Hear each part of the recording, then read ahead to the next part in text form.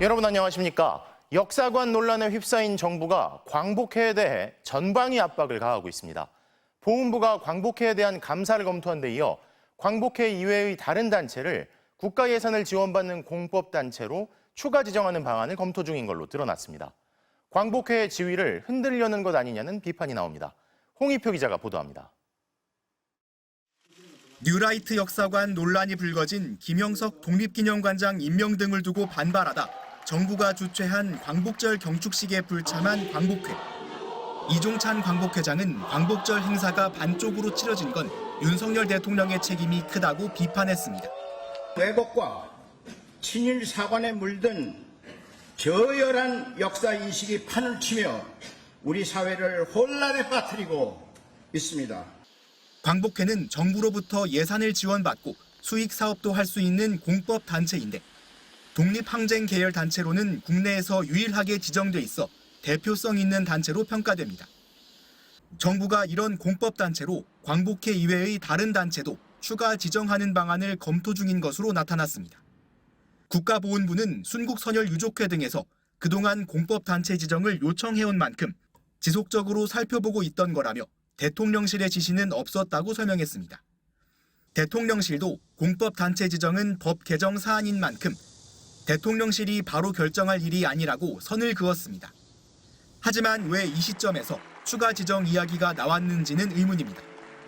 앞서 대통령실은 광복회를 겨냥해 독립운동과 광복의 주체가 광복회 혼자만이 아니라며 불편한 심기를 드러내기도 했습니다. 공법단체 지정을 촉구해온 단체인 순국선열 유족회는 매년 광복회장이 해오던 기념사를 대신하기도 했습니다. 힘을 모읍시다. 갈등과 반목 이제는 끝냅시다. 오늘은 기쁜 날 광복절입니다.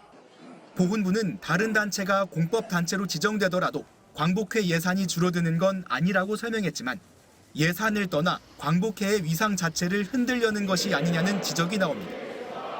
더불어민주당은 대통령실을 향해 거슬리면 기어코 손을 보겠다는 태도라고 비판했습니다. MBC 뉴스 홍익표입니다. 그런데 앞서 보신 해명과 달리 불과 몇 달 전까지만 해도 보훈부는 광복회 이외의 독립운동 공법단체 추가 지정에 반대해온 것으로 확인됐습니다. 그럼 왜 갑자기 정말 스스로 입장을 바꾼 걸까요? 조희영 기자가 단독 취재했습니다. 올해 정부 주관 광복절 기념식에 참석한 순국선열 유족회. 지난 21대 국회에서 순국선열 유족회를 공법단체로 추가 지정하는 법안이 발의됐습니다. 이 법률안에 대한 지난해 11월 국회 검토 보고서엔 국가보훈부의 공식 입장이 나옵니다. 순국선열 유족회가 기존 공법단체인 광복회와 설립 목적과 회원의 자격이 유사하다며 국민적 공감대 형성과 사회적 합의가 필요한 사안으로 신중을 기할 필요가 있다는 의견입니다. 사실상 추가 공법단체 지정에 반대한 겁니다. 21대 국회 종료 직전인 지난 4월 순국선열 유족회가 재검토를 요청했지만 4달 전인 그때도 보훈부의 답변은 같았습니다. 공법단체 지정을 요구하는 다른 단체들과의 형평성 문제까지 제기되면서 결국 해당 법안은 상임위에서 한 번 논의되지도 못한 채 폐기됐습니다. 불과 넉 달 전까지 추가 지정에 반대하던 보훈부가 갑자기 입장을 바꾼 겁니다. 광복회도 강하게 반발했습니다. 김영석 독립기념관장을 비롯한 뉴라이트 인사를 중용하는 정부를 비판했다는 이유로 독립유공자 후손들을 분열시켜 길들이려는 치졸한 행태라고 비판했습니다. 독립운동계를 분열시켜가지고 본인들의 입맛에 맞게 이렇게 재단을 하고 있는 그런 거에 지나지 않는다고 저희들은 보는 거죠. 대응할 가치 없습니다. 순국선열 유족회도 수십 년간 해온 정당한 요구가 이번 일을 계기로 논란처럼 비치는 게 억울하다고 밝혔습니다. MBC 뉴스 조희영입니다. 최근 서울 지하철 역사들에 설치돼 있던 독도 조형물이 잇따라 철거돼 논란이 됐죠. 승객 안전을 위해 치웠다는 해명이 나왔었는데 MBC 취재 결과 방치돼 있어 철거 필요성이 제기됐던 여러 시설물들 중에서 오직 독도만 골라 없앤 정황이 포착됐습니다. 송재원 기자의 단독 보도입니다. 서울교통공사는 지난 5월 17일 각 역사에 공문을 보냈습니다. 사장 요청 사항이 있어 역사 내 방치된 시설물을 파악하고자 하니 협조해달라는 내용이었습니다. 그러면서 오래되고 미관을 저해하는 각종 조형물이라는 예시를 들었습니다.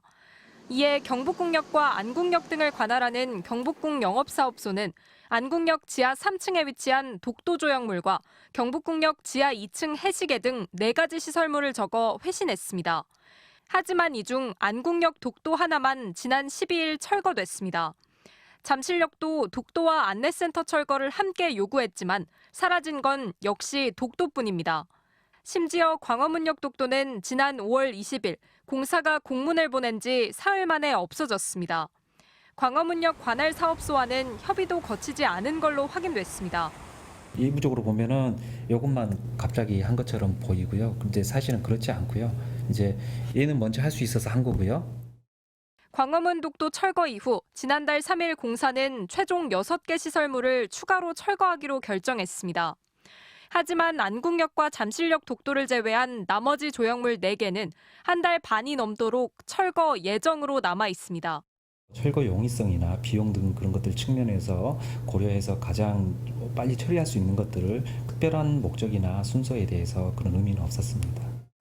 명확한 기준은 없이 공교롭게 독도만 먼저 철거됐다는 겁니다.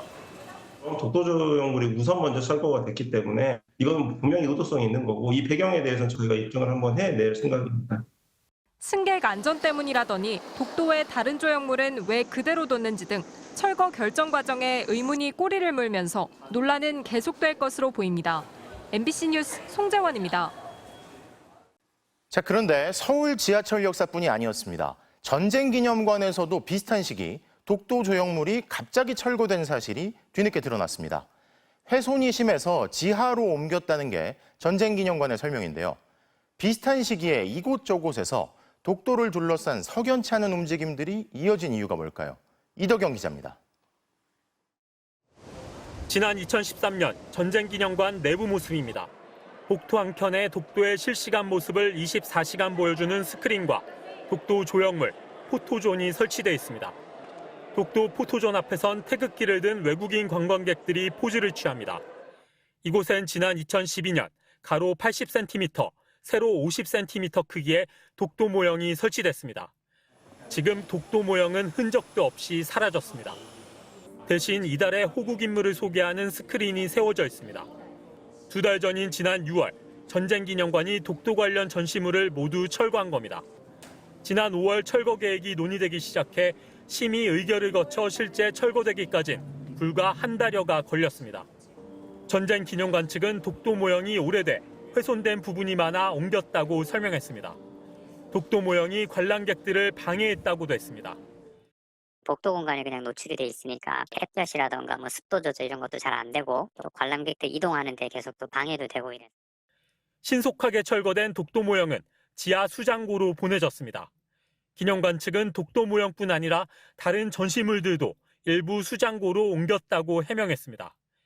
야당은 지하철역에 이어 전쟁기념관에서도 독도를 도려내려 한다며 정부를 비판했습니다.